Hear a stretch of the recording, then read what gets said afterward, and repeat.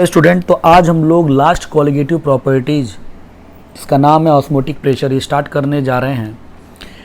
और osmotic pressure start करने से पहले सबसे पहले तो हम लोग जो फिनोमिना है जिसका नाम है ऑस्मोसिस, तो ऑस्मोसिस के बारे में डिस्कशन करते हैं। तो देखिए, पहली बात, ऑस्मोसिस एक प्रोसेस होता है जिसका नाम होता है ऑस्मोसिस, और ऐसे ही एक प्रोसेस होता है जिसका नाम होता है डिफ्यूज़न। डिफ्यूज़न नाम और ऑस्मोसिस नाम दोनों आप लोगों ने जूनियर क्लासेस में एटलीस्ट 10th स्टैंडर्ड में जरूर सुना होगा। तो क्या डिफरेंस होता है ऑस्मोसिस और डिफ्यूज़न में, इसको हम समझते हैं। जैसे कि एक कंटेनर ले लिया, दिस इज़ अ कंटेनर, और इस कंटेनर के अंदर हमने एक ये मेम्ब्रेन ले लिया, दिस इज़ अ मेम्ब्रेन, ये कोई मेम्ब्रेन है। इस मेम्ब्रेन से मैंने क्या कर दिया, मैंने इसको क्या कर दिया, दो पार्ट में डिवाइड कर दिया। और ये क्या है, this is a normal membrane, कोई ये क्या है, नॉर्मल मेम्ब्रेन है। और इस कंटेनर को जब दो पार्ट में मैंने डिवाइड कर दिया तो इसके अंदर क्या है, दो सोल्यूशन है ना। इस कंटेनर के अंदर दो सोल्यूशन है, इधर है सोल्यूशन 1 और इधर है सोल्यूशन 2, तो दो सोल्यूशन है। ठीक है, तो अब सोल्यूशन है तो सॉल्यूट भी होगा और सॉल्वेंट भी होगा। ठीक है ना, सॉल्यूट भी होगा और सॉल्वेंट भी होगा। और मान लीजिए कि इसका कंसंट्रेशन C1 है, इसका कंसंट्रेशन C2 है, और मैंने बोल दिया कि C1 का कंसंट्रेशन C2 से ज़्यादा है। तो C1 का कंसंट्रेशन ज़्यादा है मतलब किस में सॉल्यूट ज़्यादा है, तो सोल्यूशन 1 में सॉल्यूट ज़्यादा है, सोल्यूशन 2 में सॉल्यूट कम है। तो कहाँ से कहाँ मूवमेंट करेगा, तो 1 से 2 यानी इस डायरेक्शन में मूवमेंट किसका होगा, मूवमेंट होगा किसका, सॉल्यूट का। और जो सॉल्वेंट का जो मूवमेंट होगा वो कहाँ होगा, उल्टा डायरेक्शन में, यानी 2 से 1 में।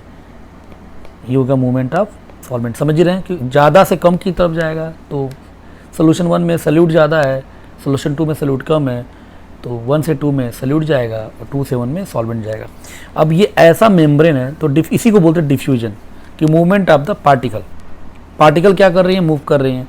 तो इसके अंदर क्या है, सॉल्यूट और सॉल्वेंट है ना, दोनों पार्टिकल क्या कर रही हैं, वो मूव कर रही हैं। तो ऐसा मेम्ब्रेन है, इस मेम्ब्रेन से सॉल्यूट भी मूव कर सकता है और सॉल्वेंट भी मूव कर सकता है, दोनों ही मूव कर सकता है। ठीक है, अब मैंने सेम कंडीशन लिया, सेम एक कंटेनर लिया, कंटेनर के अंदर मैंने ये मेम्ब्रेन लगा दिया,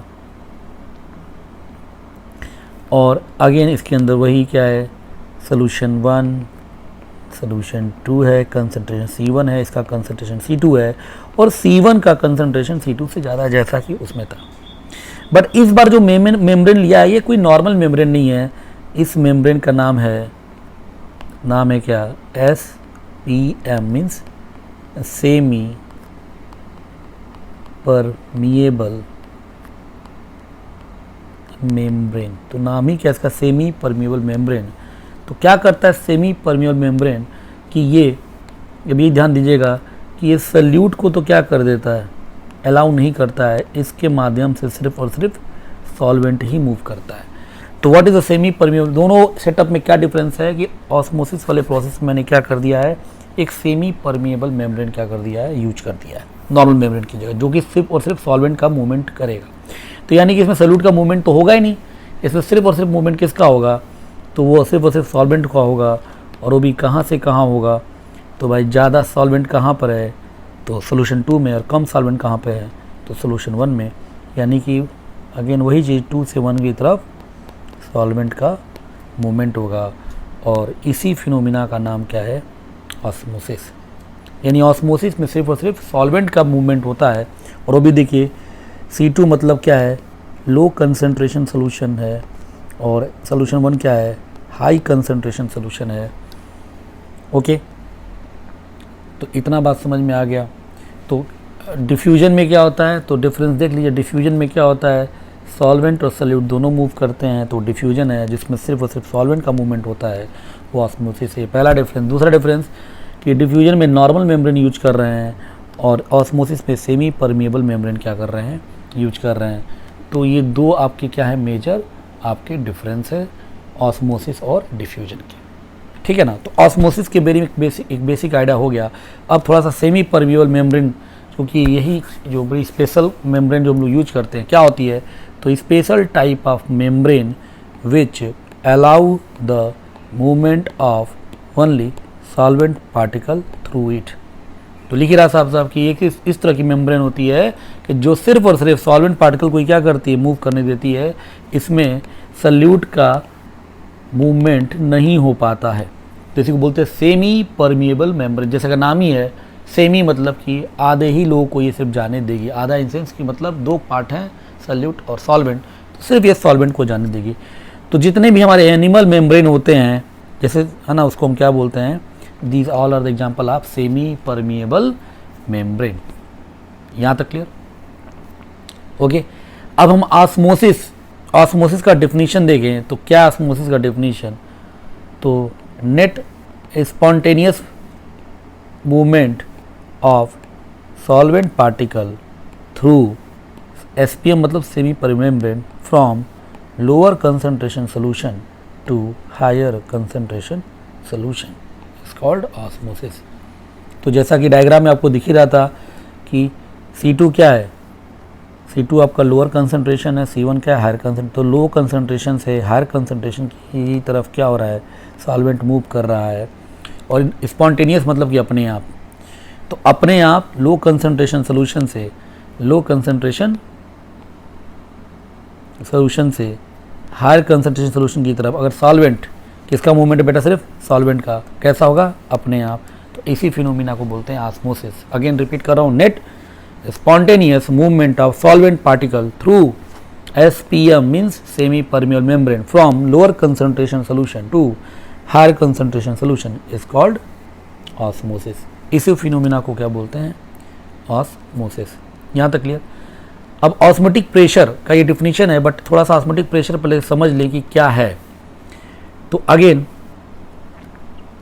आप समझिए ऑस्मोटिक प्रेशर को, पहले हम लोग समझाने की मैं कोशिश करता हूँ कि जैसे ये कंटेनर है और इसके अंदर हमने लगा दिया क्या, ये हो गया सेमी परमिएबल मेम्ब्रेन, ये सेमी परमिएबल, ये हो गया SPM।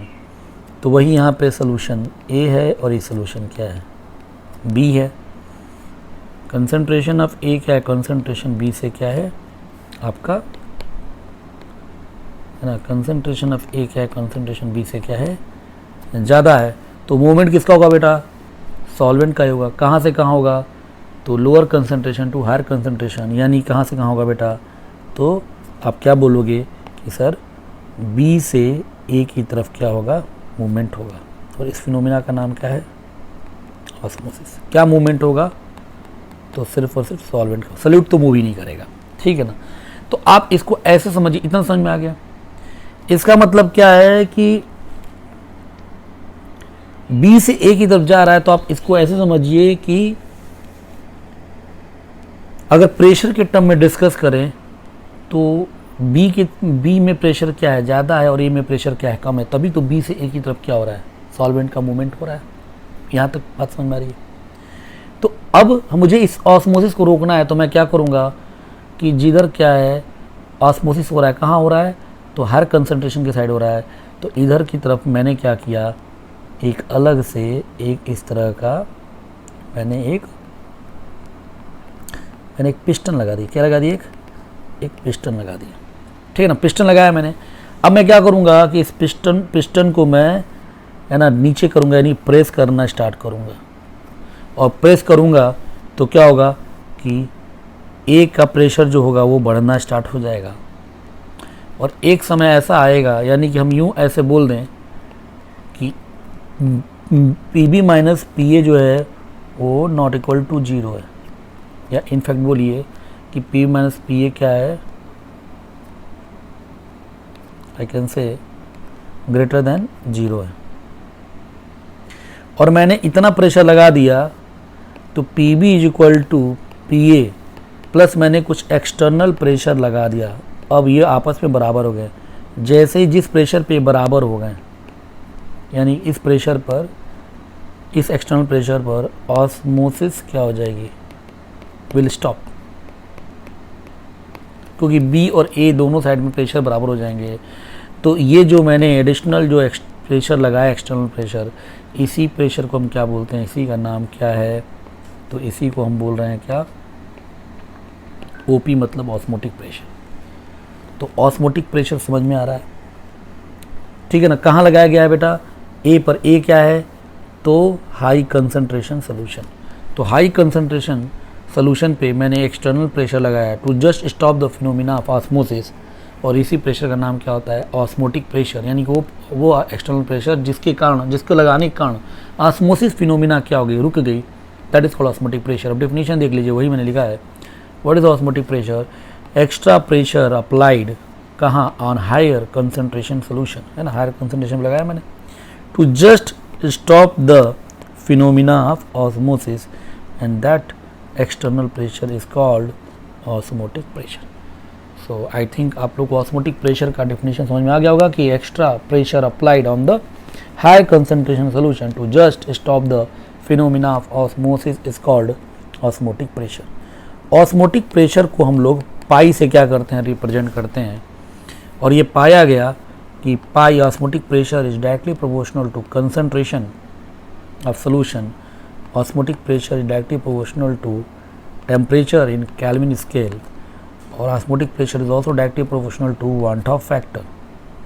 तो एक्सपेरिमेंटली ये वॉन ऑफ ने इसको स्टडी किया और उन्होंने पाया, तो finally pi is equal to ये हो गया ICRT, और आर यहाँ पर कांस्टेंट है,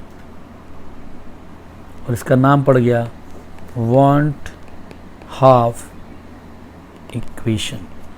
तो वेयर पाई क्या है, pi is the osmotic pressure, जो कि अगर आप एटीएम में ले रही हैं, आई क्या है, वांट ऑफ फैक्टर, सी क्या है, कंसंट्रेशन, जो कि जनरली कंसंट्रेशन किस में लेना है, तो मोलैरिटी में, यूनिट क्या होगी, मोल पर लीटर।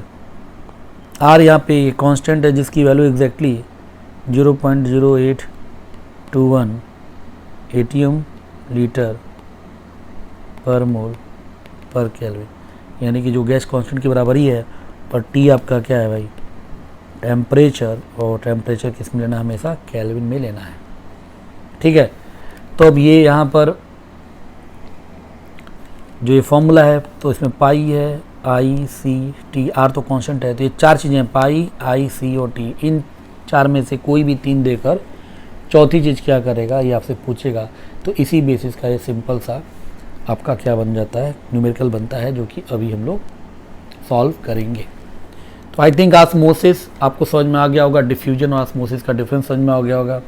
ऑस्मोटिक प्रेशर का मतलब क्या है, what is meaning of osmotic pressure, वो समझ में आ गया होगा। और ये जो फॉर्मूला जो सबसे इंपॉर्टेंट यहाँ पर है, जो यूज होने वाला है, पाई इक्वल टू ICRT, जिसको हम वांट ऑफ इक्वेशन भी बोलते हैं। तो इन फॉर्मूले में जितने भी टर्म्स हैं, वो सारे टर्म्स आपको समझ में आ गए होंगे, ठीक है। अब इसके ऊपर हम लोग, ठीक है बेटा, अब न्यूमेरिकल करते हैं। जैसे उठाते हैं, तो पहला क्वेश्चन कि calculate osmotic pressure of 5.85 gram of NaCl solution dissolved in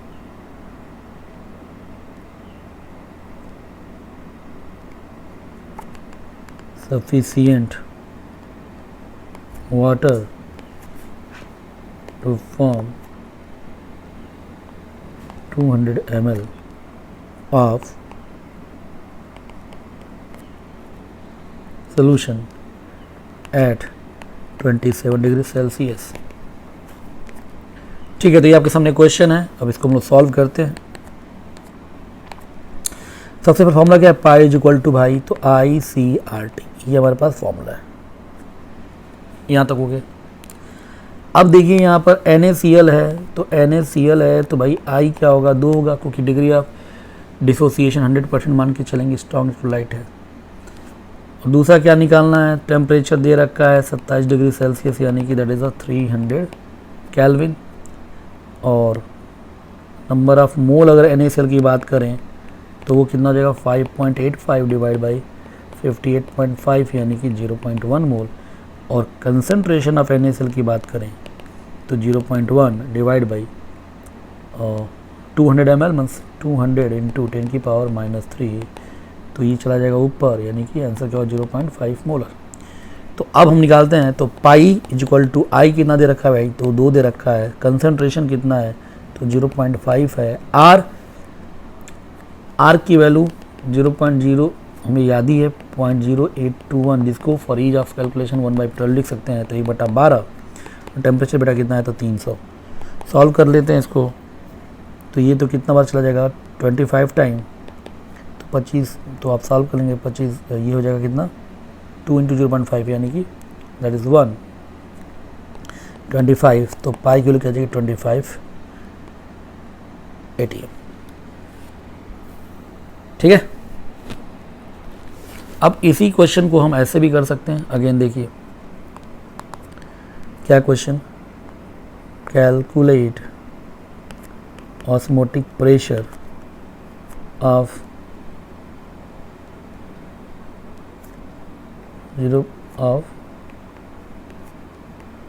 5.85 gram of NaCl dissolved in sufficient water to form 200 ml of solution and alpha of NaCl is 75%। तो अगेन अब इसको सॉल्व करते हैं। अब इस बार देखिए अगेन फॉर्मूला क्या है, पाई इक्वल टू भाई ICRT ही है, लेकिन इस बार NaCl का अल्फ़ा कितना है, वो है 0.75, 75% मतलब 0.75। तो पहले वांटा फैक्टर आई इक्वल टू क्या था 1 + n-1 इंटू अल्फ़ा। अब 2 नहीं ले सकते, तो 1 + n कितना होगा तो 2 - 1 अल्फ़ा 0.75, तो कितना है बेटा 1.75। तो इधर वांटा फैक्टर ही चेंज हो गया 1.75, पहले कितना था बेटा, पहले 2 था। बाकी कंसंट्रेशन ऑफ NaCl हमने निकाल रखा है पिछले प्रॉब्लम में, तो कितना हो जाएगा 0.5 मोलर। तो अगर हम अब सीधे पाई को हम सॉल्व करते हैं, देखिए तो पाई इक्वल टू आई कितना बेटा, तो 1.75, कंसंट्रेशन 0.5, R 1/12, टेम्परेचर 300।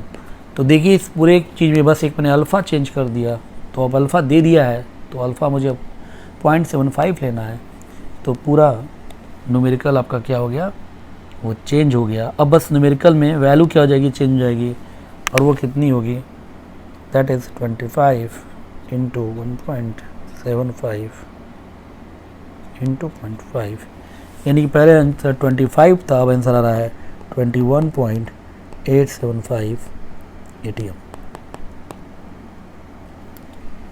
देखिए पहले कितना था 25। तो दोनों क्वेश्चन में सब कुछ सेम है, बस मैंने डिग्री ऑफ डिसोसिएशन बस 75% लिया, और इस प्रॉब्लम में कुछ नहीं दिया, तो डिग्री ऑफ डिसोसिएशन क्या आपका था, डिफ़ॉल्ट क्या था 100% था, जब नहीं मेंशन करते हैं तो। ठीक है। एक और, तो ऐसे ही कुछ और एक क्वेश्चन करते हैं। जैसे अब ऐसा क्वेश्चन आ जाए 30 gram of urea dissolve in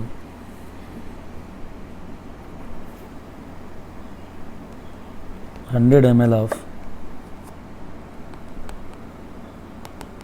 solution at 27 degrees Celsius, then calculate osmotic pressure. ठीक है। तो वही formula pi equal to ICRT। अब यहाँ ग्लूकोज है, ग्लूकोज का I1 होता है, आपको पता ही, ग्लूकोज, सुक्रोज, यूरिया, इनका वांटा फैक्टर 1 ना ही एसोसिएट होते हैं ना ही डिसोसिएट होते हैं, तो I1 है। और रही बात मोल, तो 30 glucose urea, sorry it is urea not glucose, तो यूरिया का वांटा फैक्टर 1 होता है, मोलर मास 60 यानी कि 0.5। तो कंसंट्रेशन कितना होगा, कंसनट्रेशन ऑफ यूरिया निकाल लीजिए, तो मोल अपॉन वॉल्यूम कितना है, तो 100 ml है, तो ऐसे हो जाएगा 5 मोलर। पाई इक्वल टू आई बेटा 1 है, कंसनट्रेशन 5 है, आर 1/12 इंटू टेम्परेचर कितना 300, तो ये कट के 25 25 125, तो ऑस्मोटिक प्रेशर क्या होगा 125 ATM। देख रहे हैं। तो ऐसे ही आसान से क्वेश्चन यहाँ पे बनेंगे। अब जैसे एक और क्वेश्चन कि 30 ग्राम of a non-volatile solute added in water to form 500 ml solution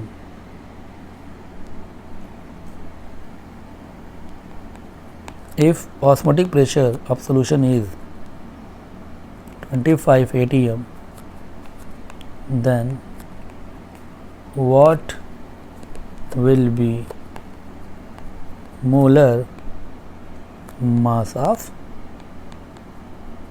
solute। तो अब इस बार देखिए क्वेश्चन में क्या है कि उसने सल्यूट का मोलर मास पूछ दिया है, ऑस्मोटिक प्रेशर दे दिया है, तो फॉर्मूला आपके पास वही है, पाई इक्वल टू ICRT। अब देखिए इस नॉन वोलेटाइल सॉल्यूट के बारे में कुछ मेंशन नहीं किया है कि ये इलेक्ट्रोलाइट है या नहीं है, तो इस केस में आप डिफ़ॉल्ट वांटा फैक्टर 1 लेंगे। तो पाई कितना दे रखा है बेटा, तो वो दे रखा है 2, वांटा फैक्टर 1 लेंगे।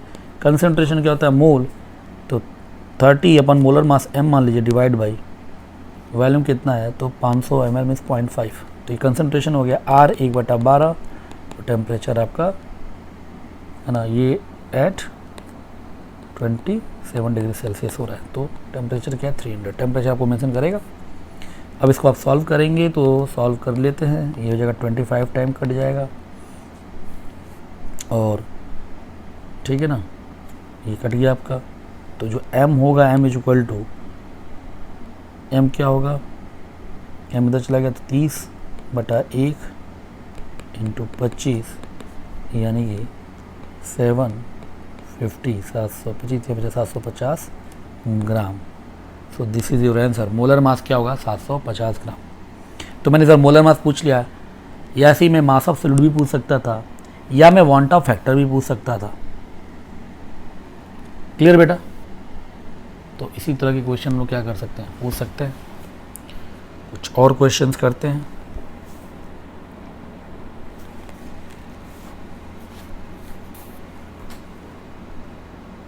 यहाँ तक समझ में आ रहा सबको? ओके, तो एक क्वेश्चन और है। Osmotic pressure of 8.275 weight by volume percent solution of KCl at 27 degrees Celsius is 21.6 atm. Calculate alpha of KCl। तो वांट इस बार क्या डिग्री ऑफ डिसोसिएशन अल्फा पूछ रहा है। अब इसको हमको सॉल्व करना है, ठीक है। तो हम लोग इसको सॉल्व करते हैं। पहले फॉर्मूला क्या बेटा, तो पाई इक्वल टू ICRT। तो एक ये फॉर्मूला। अब इसमें भी देखो मुझे पाई दिया हुआ है साफ साफ, कंसंट्रेशन भी हम निकाल लेंगे, R दिया हुआ, T दिया हुआ है, तो I निकल आएगा। और I आ गया तो I इक्वल टू ही तो क्या होता है 1 + n-1 इंटू अल्फ़ा। तो अगर I आ जाएगा तो यहाँ से अल्फ़ा निकल आ जाएगा। तो पहले हम I निकालेंगे, ठीक है ना। तो निकालते हैं I। ओके, सो पाई कितना है 21.6। I concentration wait by volume percentage से कंसंट्रेशन कैसे निकालते हैं, तो याद आ रहा है वेट बाय वॉल्यूम से कैसे निकालते हैं, तो 3.275 into 10 upon molar mass of solute 74.5 है ना। ये मोलैरिटी का फॉर्मूला है, weight by volume percent to 10 upon molar mass of solute into R 1/12 ले लीजिए। टेम्परेचर बेटा कितना 300। कहीं को दिक्कत? अब इसको सॉल्व करते हैं तो ये हो जाएगा आपका 25 टाइम, और यहाँ से आई क्या लिख सकता हूँ मैं, तो आई पहले लिख दे रहा हूँ मैं 21.6 इंटू 74.5 अपॉन 3.275 इंटू 10 इंटू 25। ठीक है ना। अब इसको हम लोग सॉल्व कर लेते हैं तो 21.6 इंटू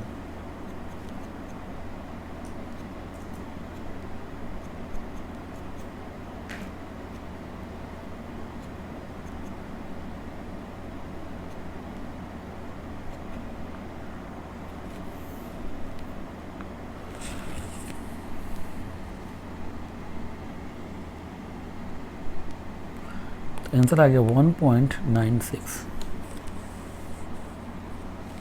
ठीक है, तो आई की वैल्यू आ गई। अब अगला जो हमें तो अल्फ़ा चाहिए, तो आई इक्वल टू क्या है 1 प्लस एन क्या होगा 2 माइनस 1 इंटू अल्फ़ा, तो आई इक्वल टू क्या 1 प्लस अल्फ़ा, तो अल्फ़ा क्या होगा I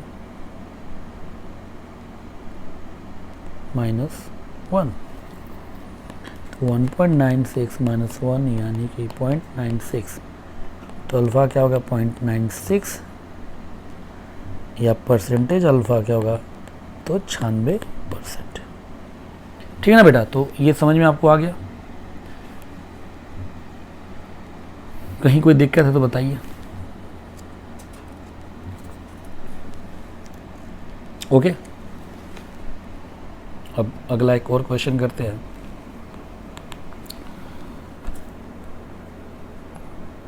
calculate osmotic pressure of 2 molar acetic solution in benzene at 27 degree Celsius. अब ये क्वेश्चन है।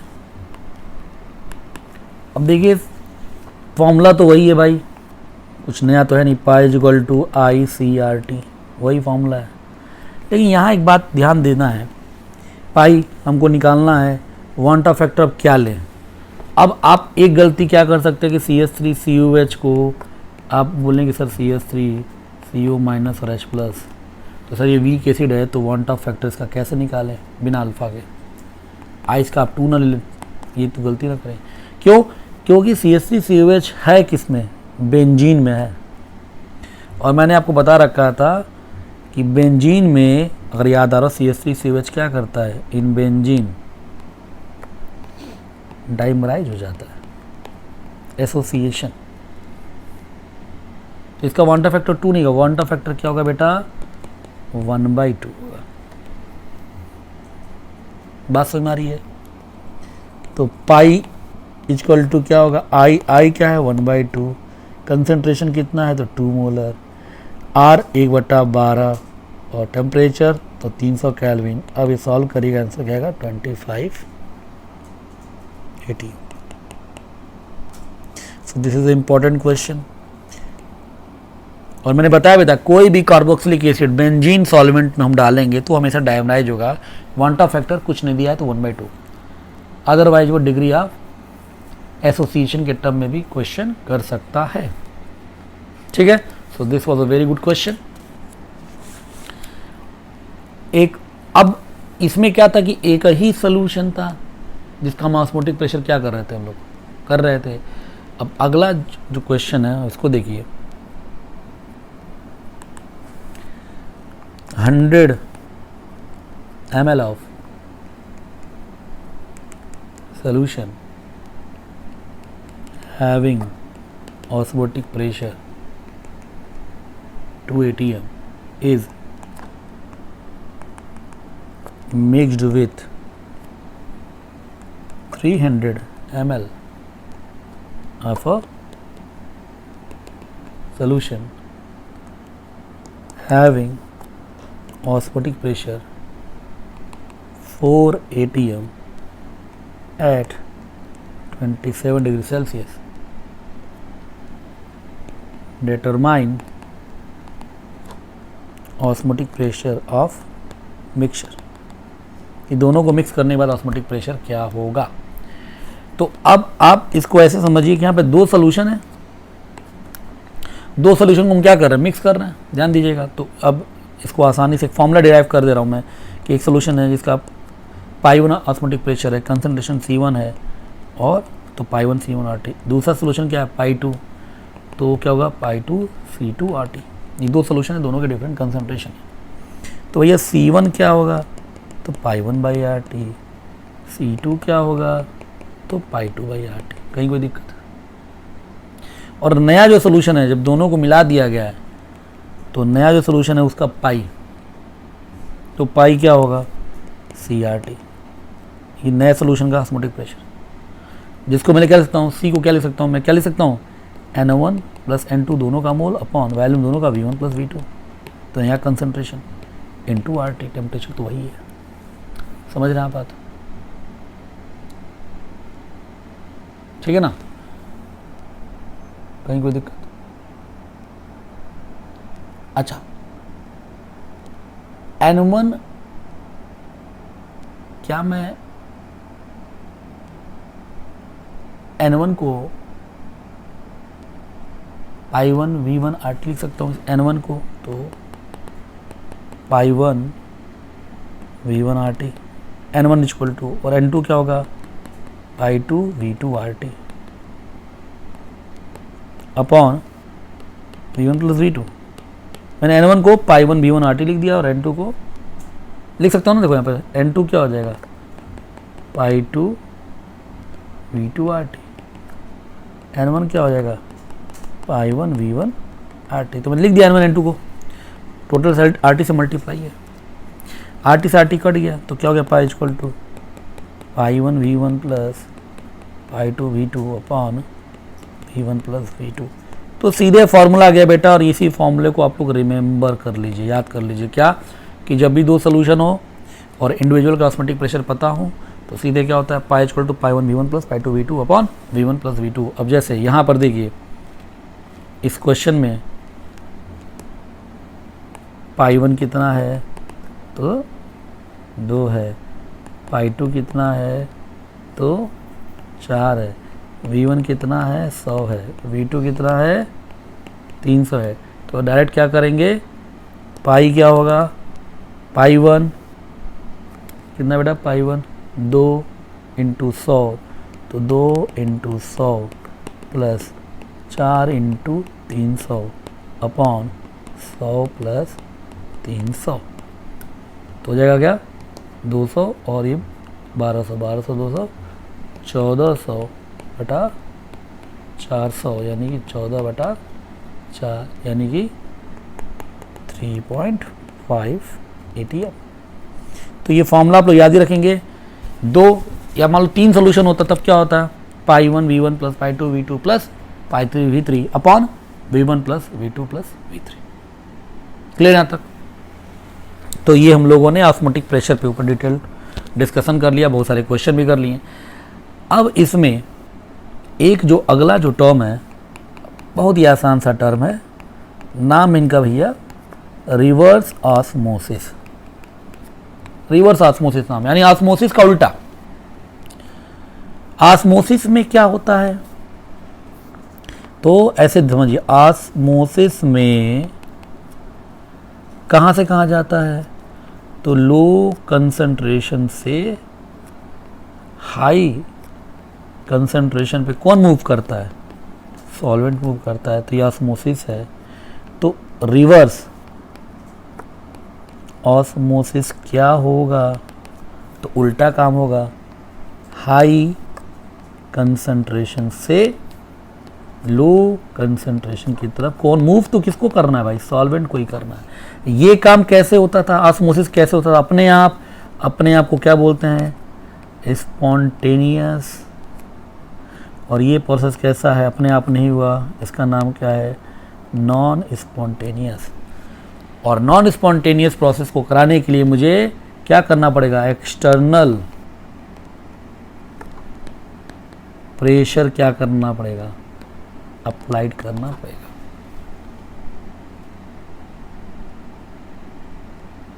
ठीक है ना। तो इसी फिनोमिना को करते हैं क्या, और एक्सटर्नल प्रेशर क्या हो, एक्सटर्नल प्रेशर शुड बी क्या हो, greater than what, osmotic pressure. कोई ऑस्मोटिक प्रेशर पे ऑस्मोसिस बंद होगा और उससे ज़्यादा प्रेशर लगाएंगे तो रिवर्स ऑस्मोसिस स्टार्ट हो जाएगा। और ये घरों में जो आरओ होता है ना, रिवर्स ऑस्मोसिस आरओ, तो आरओ क्या होता है, इसी रिवर्स ऑस्मोसिस फिनोमिना पर क्या करता है, आपका वाटर का प्यूरिफिकेशन करता है। तो अगर इसका डिफिनीशन लिखना चाहें रिवर्स ऑस्मोसिस का, तो क्या लिखने की डिफिनीशन कि इफ प्रेशर अप्लाइड ओवर, कहाँ आप हमेशा अप्लाई करेंगे, higher concentration solution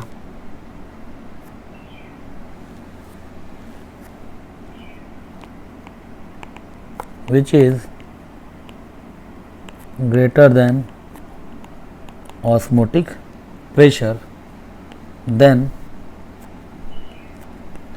solvent will move from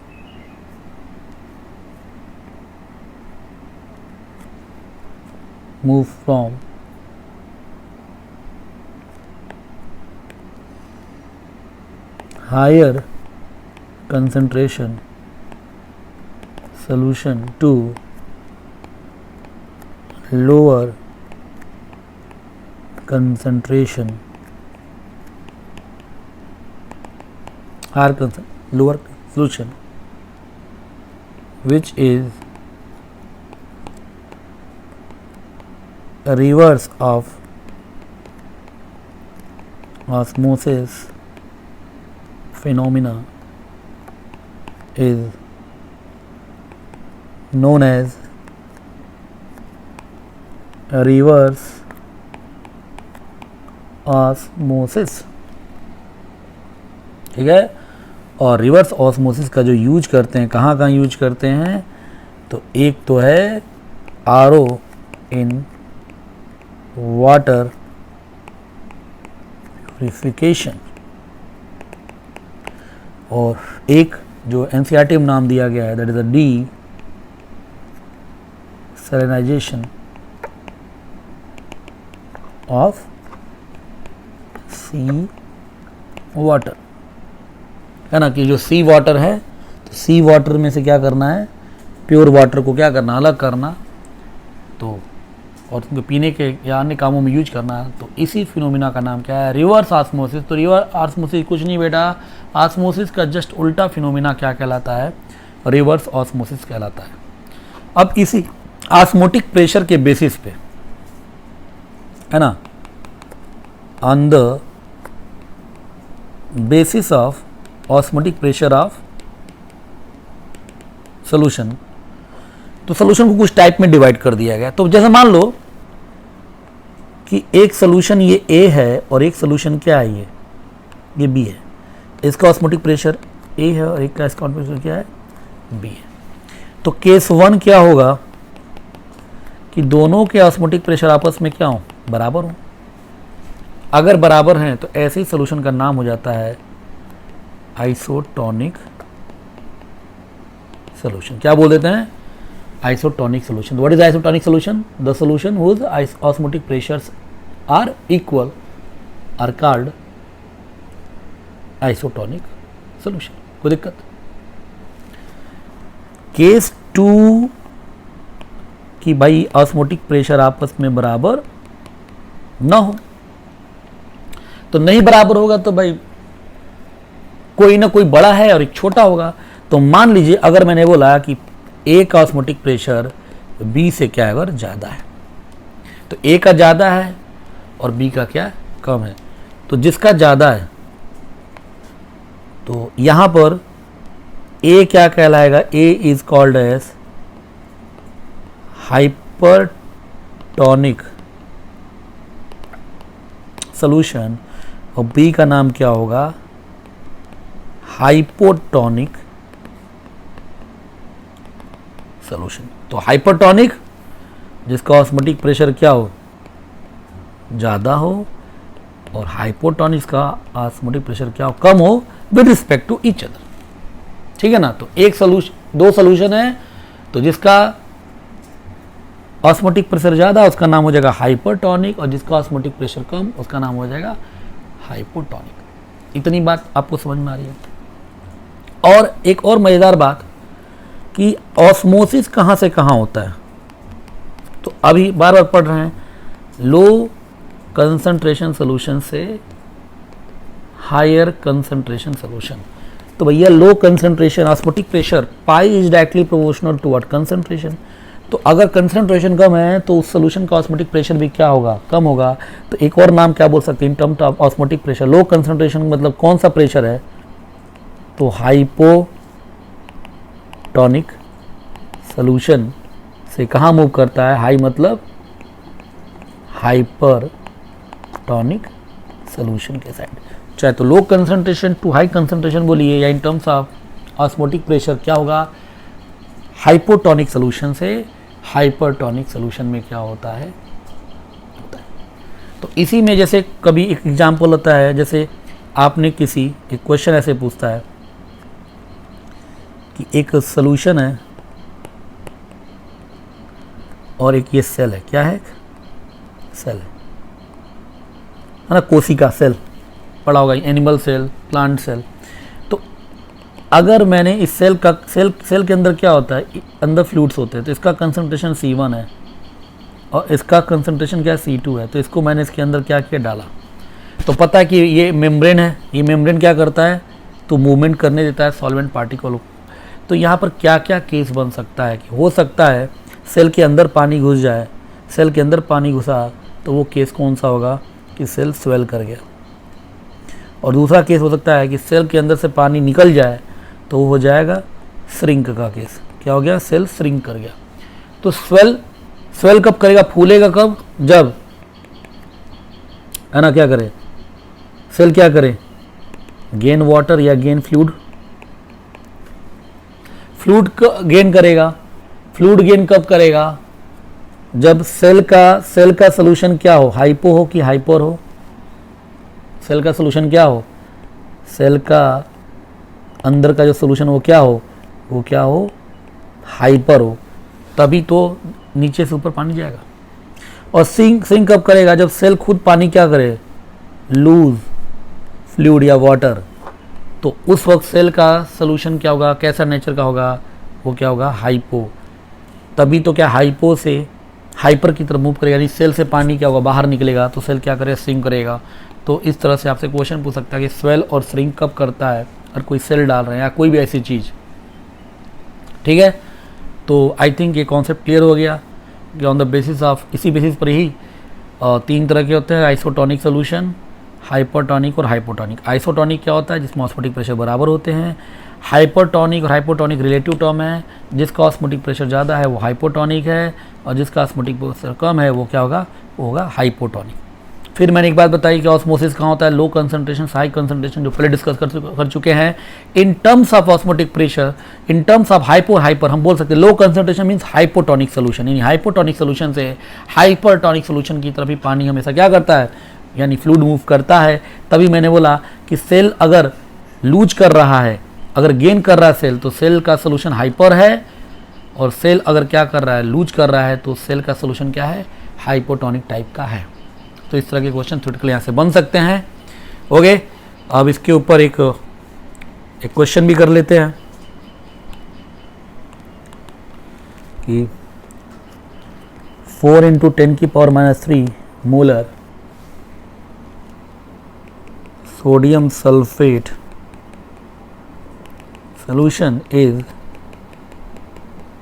isotonic with 10⁻² molar glucose solution at same temperature. Calculate degree of dissociation of Na2SO4। तो ये क्वेश्चन हमारे सामने है।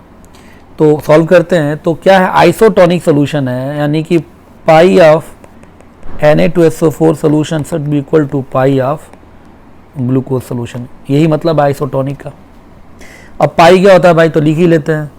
तो I1C1R-T1 और ये क्या I2C2R-T2।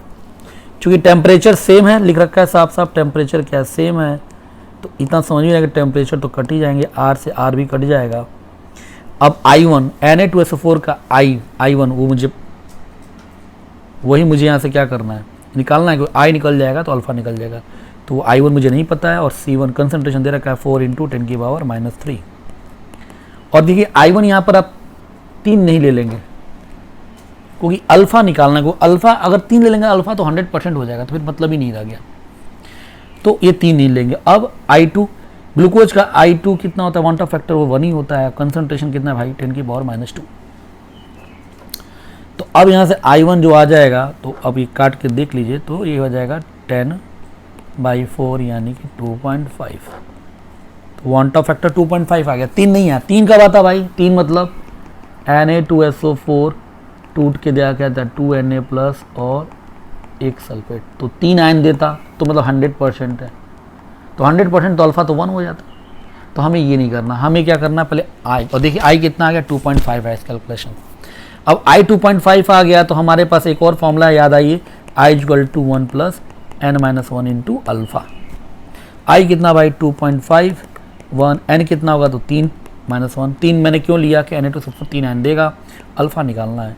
तो यहाँ से क्या हो जाएगा 2.5 = 1 + 2 अल्फा, या 2 अल्फा = 1.5, तो अल्फा = 1.5/2 यानी कि 0.75।